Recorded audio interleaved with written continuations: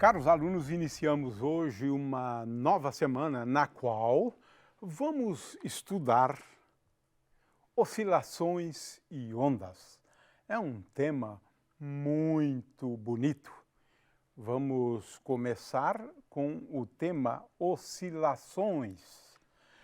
Ora, nesse caso, nós vamos abordar na aula de hoje o movimento harmônico simples, o movimento harmônico amortecido, o movimento harmônico forçado e uma introduçãozinha ao conceito de ressonância.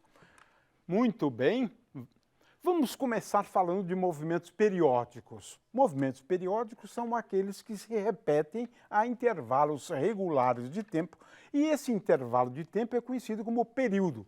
A Terra, por exemplo, depois de um ano, que é o período, né, ela volta para a mesma posição e tendo a mesma velocidade. E é importante entender que deve ter a mesma posição e a mesma velocidade. Para um movimento periódico, a gente define a frequência do movimento periódico e a unidade de frequência é o Hertz, ciclos por segundo. Né? Às vezes também se usa rotação por minuto, rotação por segundo, mas o fato é que F é igual ao inverso do período. Mas nós vamos falar hoje de movimentos oscilatórios, que podem ou não ser movimentos periódicos. O que são movimentos oscilatórios?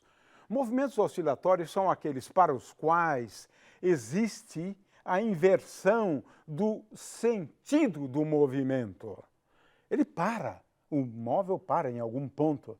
Ele vai com uma velocidade, para e volta, inverte o sentido do movimento. Essa é a definição de movimento oscilatório, ele oscila, né? Ele pode ser periódico ou não. Se eu tenho um fator de amortecimento, o movimento oscilatório, né, não é periódico. Né? Muito bem, aqui eu tenho um pequeno vídeo para ilustrar esse conceito. Né? Para estes experimentos usaremos pesos com diferentes massas, porta-massas, um pedestal com suporte para pendurar molas e 3 molas helicoidais de aço. As molas utilizadas são de aço cujas deformações são do tipo elásticas, ou seja, uma vez esticadas, elas voltam ao tamanho original depois de cessada a força. Iniciaremos o experimento pendurando uma mola no suporte e acoplando um porta-massas a ela. Ao colocarmos uma massa de 200 gramas no porta-massas, veremos a força-peso fazendo com que a mola se deforme e se alongue. Segundo a lei do cientista inglês Robert Hooke, este alongamento da mola é proporcional à força-peso, sendo que a constante de proporcionalidade é chamada de constante elástica da mola. Assim, quando colocamos mais uma massa de 200 gramas, a mola irá esticar mais, de maneira proporcional ao acréscimo da força-peso, como podemos ver. Outra característica desse sistema massa-mola é a oscilação harmônica que ela pode executar. Uma vez esticada além do seu ponto de equilíbrio, o sistema passa a oscilar com um determinado período. Se retirarmos uma das massas, o seu período diminui, ou seja, o sistema passa a oscilar mais depressa. Nós sabemos que os materiais todos exibem um comportamento que nós chamamos de comportamento do tipo elástico. O que significa isso? Materiais ditos elásticos, quando eles são deformados ligeiramente mediante a aplicação de trações ou compressões, né, eles executam movimentos periódicos, movimentos harmônicos simples. Por que isso? Né? Ora, nós vamos então estudar em seguida o movimento mais simples dentre todos os movimentos oscilatórios. Por quê? Um pêndulo, por exemplo, pode executar um movimento oscilatório que não é um movimento harmônico simples, ele é um movimento harmônico simples só para pequenas oscilações. Muito bem. Então, vamos estudar o movimento oscilatório simples, que é o movimento harmônico simples. Ele é oscilatório, né? Ele é periódico e as equações horárias envolvem as funções seno e cosseno, daí derivando o nome harmônico. Harmônico significa isso, quando eu escrevo uma equação horária envolvendo a função seno e cosseno.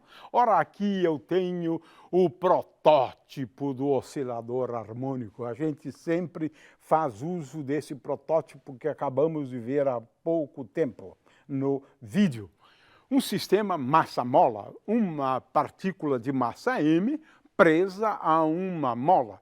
X aqui indica o deslocamento a partir da posição de equilíbrio, que é basicamente a partir do comprimento natural da mola. Muito bem. Esse sistema tem uma energia potencial dada por K vezes x ao quadrado sobre 2, onde K é a constante elástica da mola, né? Muito bem, nós podemos então elongar esta mola, deslocando a partir do equilíbrio, trazemos até uma certa posição e soltamos, né? Ela está parada, adquire uma velocidade, passa pelo ponto de equilíbrio, vai até lá na frente, vai e volta. Oscila, portanto, estamos falando aqui de um movimento, então, oscilatório. É claro que a força elástica, aquela que nós nos referimos há pouco tempo, é uma força tal que ela é igual e menos K vezes X. Esse sinal menos é fundamental. Se x for positivo e eu puxar a mola, de acordo com a gente viu na figura anterior, se x for positivo, a mola vai exercer uma força neste sentido. X é positivo, portanto a força é igual a menos K vezes x. Ela é proporcional ao deslocamento e esse sinal menos indica que ela procura sempre a posição de equilíbrio, estando ela à direita ou estando à esquerda. Então, F é igual a menos Kx é o comportamento linear de todos os materiais até um certo ponto. Nós temos aqui um gráfico da elongação e da força aplicada a um determinado material e até um determinado valor da elongação, né? Temos aqui um comportamento linear. Muito bem. Ora, se eu tenho uma força do tipo menos Kx, como é o caso daquele protótipo da mola, né? Então, a equação de movimento é m vezes d2x dt2 igual a menos kx. Qual o problema agora? É de determinar x como função do tempo. Eu vou dar a resposta, porque a resposta é bem simples, né? Veja só a função seno ou a função cosseno. Se eu derivar a função cosseno, eu vou obter a função menos seno. É claro que se o argumento for ômega-t, a derivada com respeito a t, aliás, aqui tem um probleminha, aqui a derivada é com respeito a t, né? Então, d cosseno ômega t dt é igual a menos ômega vezes seno ômega t. E a função seno é igual a ômega vezes cosseno ômega t. Ou seja, se eu derivar duas vezes a função cosseno ômega t com respeito ao tempo duas vezes, eu vou obter a própria função cosseno ômega t. Ora, multiplicado por menos ômega ao quadrado. A mesma coisa, a função seno. Consequentemente, x como função do tempo pode ser escrito como c, uma constante, vezes seno de ômega t, mais d vezes cosseno de ômega t. Em princípio, eu devo fazer uso das duas soluções. Eu tenho uma solução, tenho uma outra solução, uma combinação linear dessas duas soluções também é uma solução. Ora, quem é ômega? Esse ômega é igual à raiz quadrada de K sobre m. Né? A outra pergunta que se pode fazer, né, é como é que eu determino C e D. Ômega eu já sei, porque é só substituir nesta equação e é fácil verificar que esta é uma solução só e somente se ômega for igual à raiz quadrada de K sobre M. Temos aqui, portanto, a solução da posição de uma partícula sujeita a uma força elástica, onde a força elástica ela é igual a menos Kx. K é a constante elástica no caso da mola, né? E estas constantes aqui podem ser determinadas, C e D, a partir das condições iniciais. X de zero e a velocidade no instante de tempo igual a zero. X de zero é a posição no instante de tempo igual a zero e V de zero é a velocidade no instante de tempo t igual a zero. Aqui eu tenho uma propriedade da função cosseno A mais B, cosseno A vezes cosseno B, menos seno A, seno B. E agora eu posso mostrar que aquela expressão pode ser agora escrita também sob essa forma. X de t é igual a vezes cosseno de ômega t mais uma fase.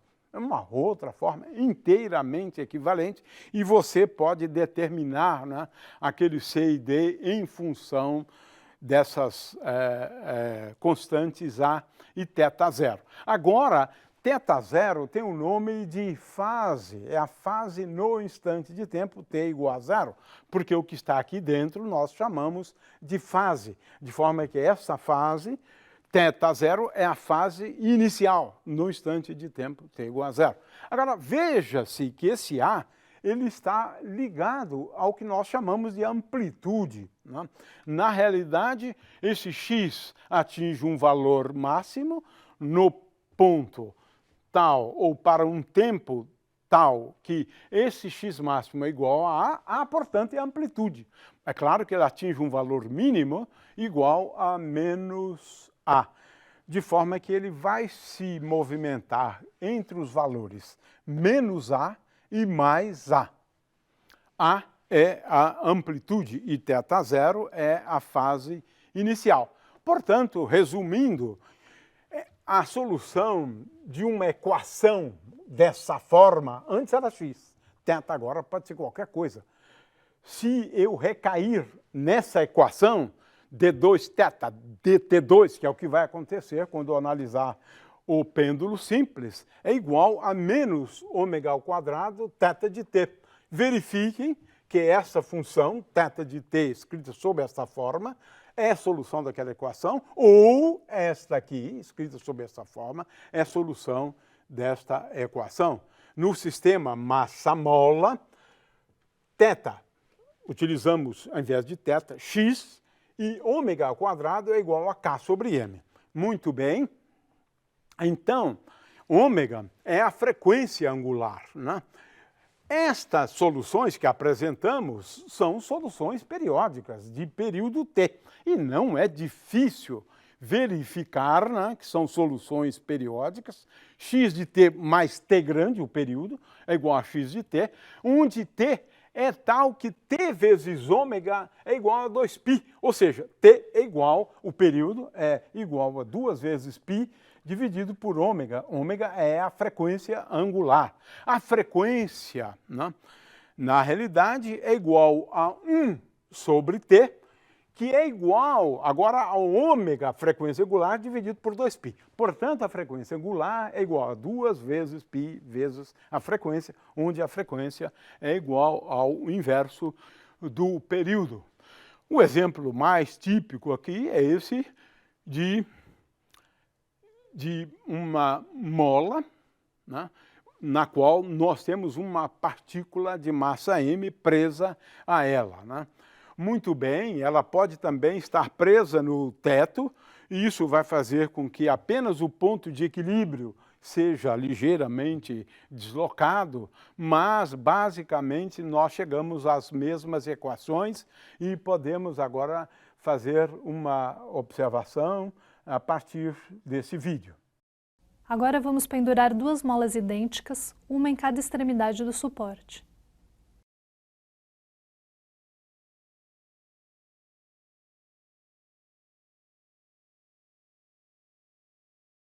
Em seguida, duas massas iguais, uma em cada mola. Como são idênticos, os dois sistemas irão esticar da mesma forma. Além disso, quando postos a oscilar, irão executar o mesmo movimento harmônico com os mesmos períodos de oscilação.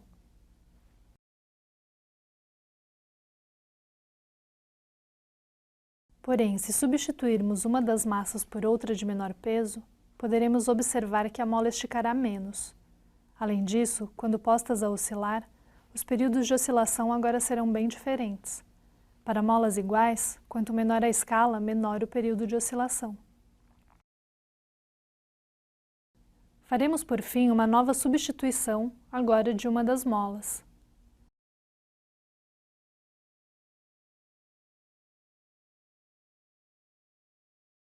Mesmo pendurando massas iguais em cada uma das molas, elas esticarão de forma diferente. Além disso, quando postas para oscilar, os períodos também serão diferentes, pela diferença da constante elástica das molas. Podemos ver que quanto maior a constante elástica, menor é o período de oscilação, mesmo para massas iguais. A partir de x como função do tempo, sabemos calcular a velocidade em cada instante de tempo. Como? Derivando. A derivada de x com respeito ao tempo é igual a menos a vezes ômega vezes seno de ômega t mais θ zero. A aceleração é a derivada segunda da posição da partícula, ela é igual a menos ômega quadrado vezes a vezes cosseno ômega t mais θ zero. Isso a gente pode ver aqui por esse gráfico, né? O gráfico tanto da posição quanto da velocidade. O da velocidade está em amarelo, a da posição está em vermelho e, finalmente, a aceleração está em azul. Podemos construir gráficos, né? Muito bem. A velocidade, ela atinge um valor máximo quando a partícula passa pela origem, pelo ponto de equilíbrio, né? A velocidade máxima, por outro lado, é igual a ômega vezes a, né? A aceleração também adquire um valor máximo, que é igual a ômega ao quadrado vezes a, né? E um valor mínimo, que é igual a menos ômega ao quadrado vezes a. Muito bem, um exemplo de movimento harmônico simples, né? E que foi estudado por Galileu, né? Que percebeu que o período de oscilações não depende da amplitude, conhecido como isocronismo do pêndulo, uma propriedade bastante interessante. Nesse caso, a variável aqui é θ. E aqui o que é importante é essa força tangencial, que é igual a menos mg, mg é a força peso, essa força tangencial ela é escrita como menos m vezes g vezes seno θ. Eu agora considero pequenas oscilações. Eu aproximo seno θ por θ. Desde que vale essa aproximação, a equação para o pêndulo simples tem essa forma. Ou seja, recaímos naquela equação, onde ômega ao quadrado agora é igual a g sobre L. O período, portanto, de um pêndulo, quando ele executa um movimento oscilatório de pequenas oscilações, se não for pequenas oscilações, esse movimento oscilatório é muito mais complicado, o período do pêndulo é igual a 2 vezes π dividido por ômega, portanto, o período é igual a 2 vezes π vezes raiz quadrada de L. L é o comprimento da corda, né, que está presa a essa partícula de massa m, que oscila. Consequentemente, o período é igual a 2 vezes π vezes raiz quadrada de L sobre G. Temos aqui, então, mais um videozinho envolvendo dois pêndulos. Nessa experiência, usaremos 2 pêndulos com massas distintas e um pedestal com suporte para pendurar os pêndulos. Começamos com os pêndulos previamente pendurados no suporte, de forma que seus comprimentos sejam os mesmos do ponto de fixação até o centro de massa de cada bola. Quando postos a oscilar, os 2 pêndulos descrevem praticamente o mesmo movimento, com os períodos de oscilação quase idênticos, mesmo com os valores das massas das bolas bem diferentes.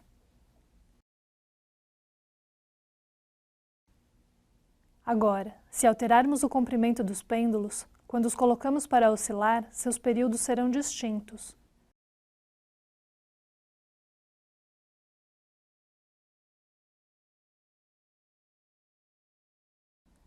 O pêndulo mais curto vai oscilar mais depressa, ou seja, com menor período de oscilação, e o pêndulo mais comprido, por sua vez, vai oscilar com um período maior. Assim, podemos ver que os períodos de oscilação de um pêndulo simples não dependem das suas massas, mas sim dos seus comprimentos. Muito bem, vamos agora a um caso mais complexo. Digamos que eu tenha um oscilador harmônico, né, tal que a partícula, além daquela força elástica, ela se movimenta no meio viscoso. Então, ele está sujeita a uma força que nós identificamos como uma força viscosa e uma força viscosa tal que ela seja dada por menos B vezes V. B é uma constante que depende, né, da geometria do corpo que se move e depende do coeficiente de viscosidade do líquido, de forma que esse B, às vezes, tem uma expressão relativamente complicada. Se for uma bolinha, B tem uma relação simples, linear, com o coeficiente de viscosidade e com o raio da bola, se for uma bolinha. Muito bem, de forma que agora nós temos uma equação, olha só, bem mais complicada, porque agora que aparece essa constante gama, onde gama é igual a B sobre M. E eu tenho que resolver essa equação. Ora, isso dá um pouquinho só de trabalho, porque envolve funções de variáveis complexas. Não vou a esses detalhes, eu vou apresentar aqui a solução, né? É claro que a gente vai procurar. Eu tenho aqui um esboço, aliás, também está na apostila, além da apresentação, mas isso aqui realmente eu acho que não vem ao caso agora, né? Eu tenho aqui um vídeo para mostrar o que acontece, porque vamos discutir agora as soluções. Nesta demonstração usaremos detergente líquido, shampoo, água, um tubo de vidro numa base de madeira e um pedestal com um sistema massa-mola.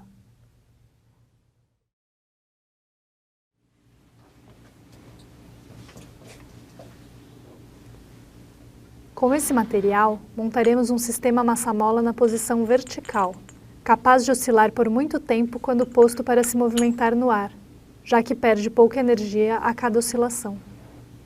O sistema comporta-se como um oscilador harmônico simples, cujo período depende dos valores da massa e da constante elástica da mola.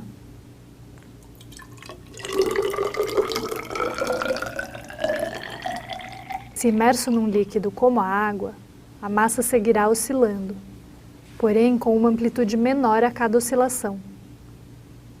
Este tipo de amortecimento é chamado de subcrítico, cuja característica é a diminuição da oscilação de forma lenta e gradual, resultando em um amortecimento fraco.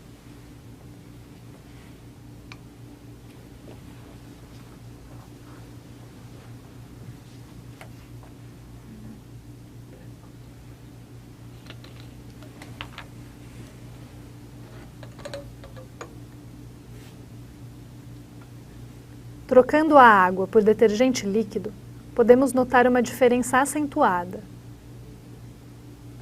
O detergente é um líquido mais viscoso que a água e, por isso, provoca uma resistência ainda maior ao movimento da massa. Agora, o sistema massa-mola perde rapidamente a sua energia de oscilação, deixando de ser um movimento periódico. Este tipo de amortecimento é chamado de crítico, cuja característica principal é a de que o sistema chegue rapidamente ao ponto de equilíbrio quando posto para oscilar.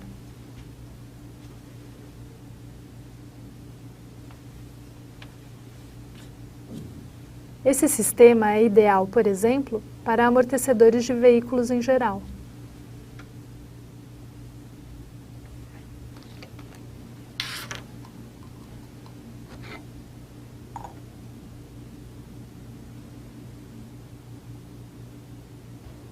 Se o líquido for ainda mais viscoso, tal como um shampoo, pode-se observar outra variedade de amortecimento, que é o supercrítico.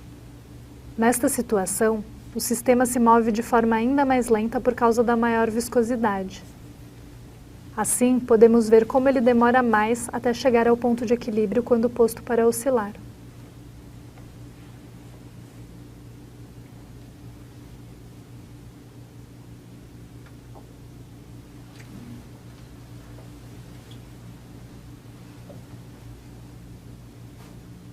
Muito bem, a solução, então, da equação, né, ela depende da relação entre a constante gama, que é igual a B sobre M, e a constante ômega zero, que é a frequência natural de oscilação do sistema. Ômega zero é a raiz quadrada de K sobre M, quando nós vamos falando do sistema massa-mola. Muito bem, neste caso, nós temos uma situação realmente curiosa, né?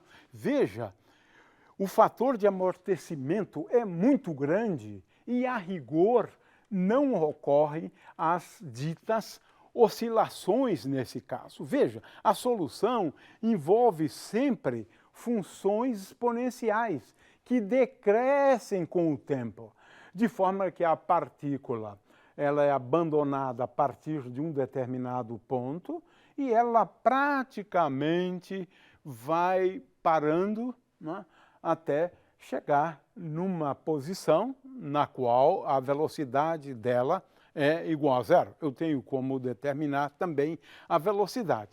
De forma que, nesse caso, nós temos oscilações super amortecidas. O fator de amortecimento é muito grande. De forma que, nesse caso, rigorosamente, a gente nem sequer pode falar muito de oscilações, né? Temos um outro caso, por outro lado, quando gama é igual a 2 ômega zero. É o caso de oscilações amortecidas criticamente. Nesse caso, se pode demonstrar que a solução tem essa forma aqui.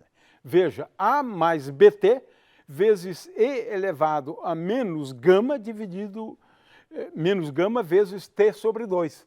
De novo, um fator de amortecimento. E ela vai calmamente diminuindo a velocidade, né, até parar, mas nesse caso também a gente não pode falar exatamente de oscilações. A gente pode falar de oscilações, a rigor, nesse caso aqui, quando gama é menor do que 2 vezes ômega zero. Aqui eu traduzi de um outro jeito. Quando B, porque B é o que importa, que é o fator de amortecimento. Quando B é menor do que 2 vezes raiz quadrada de M vezes K, que é a mesma condição anterior, né? Ou seja, gama menor do que 2 vezes ômega zero. Agora, esse caso é mais interessante, porque, de fato, nós temos oscilações. É claro que ele vai oscilando, oscilando, oscilando, oscilando, mas veja, cada vez com uma amplitude menor. Começa com amplitude grande e vai reduzindo a amplitude. Por quê?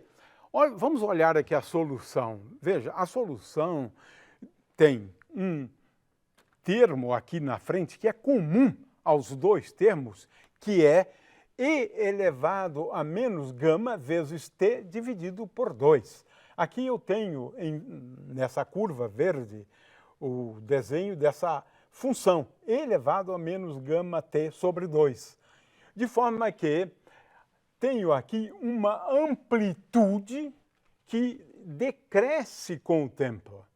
E é claro que também oscila. Veja, não é um movimento periódico, não é periódico. Né? É oscilatório, mas não é periódico, por conta do amortecimento. De forma que vem até este valor de x, aí aumenta o valor de x para x positivo, chegando até esse ponto, depois até este ponto, depois esse ponto e assim por diante. Veja, é esse tipo de movimento, onde ele vai, à medida que o tempo passa, parando, mas ele oscila. Oscila nesse caso no qual o fator de amortecimento não é muito grande, ou seja, o efeito da força viscosa não é muito grande. Né? Muito bem, aqui eu tenho então um resumo, né, dos 4 casos. Veja, se gama for igual a 0, se eu desprezar a força viscosa, o que nós temos? Um movimento harmônico simples. Nos outros casos, nós temos um movimento harmônico amortecido por conta do efeito do amortecimento da força viscosa, que depende, em última análise, né, de uma característica do fluido, que é o coeficiente de viscosidade. Né?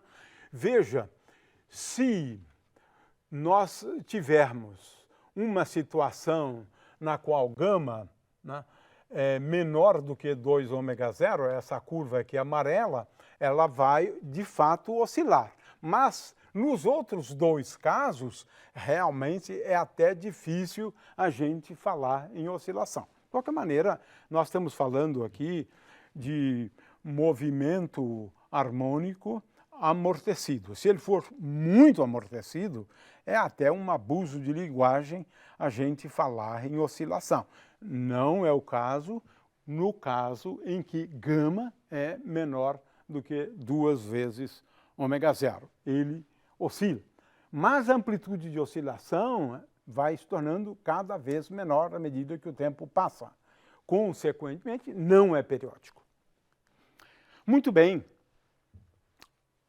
O oscilador, por outro lado, ele pode ser forçado. Forçado. Eu tenho uma força aplicada àquela partícula de massa m, de tal maneira que essa força agora vai injetar energia no oscilador, que ela perde por conta da força viscosa, de forma que essa situação aqui é uma situação bem interessante, na realidade, mas muito difícil de resolver de uma maneira geral. Ora, o caso mais simples, né, é esse onde eu tenho aqui uma força, né, que varia com o tempo de acordo com a função cosseno. F de t é igual a F0 vezes cosseno de ômega t. Esse ômega é agora a frequência da força que está impulsionando a partícula. Ômega 0 é a frequência natural. Vamos estabelecer uma diferença. Ômega 0 é a frequência, digamos, do sistema massa-mola, quando ele não está sujeito à ação de uma força externa. Essa força F aqui é uma força externa que força isso, por isso que tem o nome de forçado. Tem uma força agindo além da força elástica, né? Além da força devido à viscosidade. Esse problema, em geral, dá um trabalhinho para resolver, mas ele é solúvel nesse caso. É curioso, ele é solúvel nesse caso. E é bem interessante porque ele serve de base para resolver problemas envolvendo todas as forças, todas as oscilações forçadas nas quais o sistema está sob a ação de uma força periódica. Né? Isso tem uma relevância realmente muito grande, né? Muito bem. Agora, vamos simplificar, vamos desprezar essa força viscosa, porque ela dá muito trabalho. Depois eu posso mostrar o que acontece quando eu tenho uma força viscosa. Posso mostrar a solução, né? Mas vamos simplificar. Vamos fazer de conta que eu não tenha essa força viscosa, né? Ora, nesse caso, olha só, está aqui a solução. X de t é igual a uma amplitude que depende da frequência, esse é um aspecto bem importante, depende da frequência, vezes cosseno de ômega-t mais φ0. Ou seja, depois de um certo tempo, que a gente chama de transiente, a gente não vai discutir isso agora, esta partícula que está sob a ação de uma força que varia com o cosseno de ômega-t mais φ0, ela acaba tendo uma dependência no tempo da mesma forma que a força, só que a amplitude é diferente. A amplitude é diferente. Ora, o que significa isso? Essa amplitude, quando eu substituir na equação, olha só que coisa curiosa. Olha aqui. A de ômega é igual a F0 sobre m, claro, depende da força F0, né? Dividido pela massa, a amplitude é F0 sobre m, mas olha só esse fator aqui embaixo. Ômega 0 ao quadrado menos ômega ao quadrado. Isso é fantástico, porque isso nos leva à ideia de ressonância. De ressonância. Como é que isso acontece? Vamos imaginar que este sistema massa-mola esteja sob a ação de uma força cuja frequência é ômega. Olha só, a previsão aqui é o seguinte: quando ômega estiver se aproximando da frequência natural de oscilação do sistema, que é ômega 0, olha só o que a gente conclui, é que a frequência tende para infinito, ou melhor, que a amplitude tende para infinito, quando no limite em que ômega tende para ômega 0, a amplitude tende para infinito. É isso a ressonância. Quando a frequência da força externa se aproxima da frequência natural de oscilação do sistema, a amplitude vai aumentar consideravelmente. É isso que nós chamamos, então, de fenômeno da ressonância. Aqui eu tenho uma solução mais geral e as coisas não são tão simples assim. Mas não é o caso da gente discutir. Para a gente entender ressonância, não precisamos levar em conta a força viscosa, né? Basta isto, né? E aqui, então, nós temos uma expressão, né, bastante simples, né? No limite em que a frequência tende para a frequência natural, o que acontece?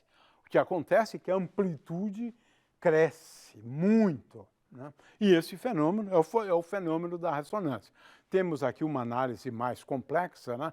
Mas isso não vem ao caso. Vamos então assistir esse vídeo para a gente entender o fenômeno da ressonância e depois vamos assistir a um outro vídeo onde acontece um fenômeno de ressonância numa ponte. Esse vídeo é muito famoso historicamente, né? E o que acontece é que, quando acontece a ressonância, a amplitude de oscilação da ponte cresce assustadoramente, derrubando a ponte, né? Então, é assim que nós vamos terminar essa aula. Nesta demonstração, usaremos um sistema massa-mola dentro de um tubo de vidro acoplado a um motor, fios de ligação e uma fonte de tensão variável.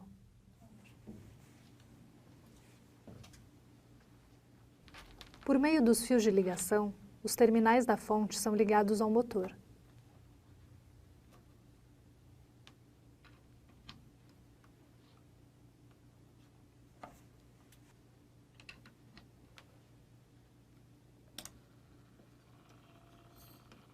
O motor, por sua vez, possui um eixo excêntrico, que é ligado ao sistema massa-mola por meio de um fio fino de nylon. A tensão de saída da fonte pode ser variada e com isso pode-se variar a frequência de rotação do motor. Aumentando-se lentamente a tensão da fonte, o motor passa a girar cada vez mais depressa, transmitindo energia ao sistema que lentamente passa a oscilar. Pode-se notar que a amplitude de oscilação aumenta conforme aumentamos a tensão da fonte. O oscilador massa-mola, quando posto para vibrar, oscila numa determinada frequência natural que depende da sua massa e da constante elástica da mola. Esta é a frequência na qual o sistema massa-mola oscila naturalmente, quando a mola é esticada e solta. O motor ligado ao sistema força o conjunto a oscilar, e por isso é chamado de oscilador forçado. Porém, quando o motor transmite a vibração coincidindo com a frequência natural de oscilação do sistema massa-mola, obtém-se o fenômeno chamado de ressonância. Nesta situação, o sistema massa-mola absorve o máximo de energia do oscilador, aumentando a sua amplitude de oscilação.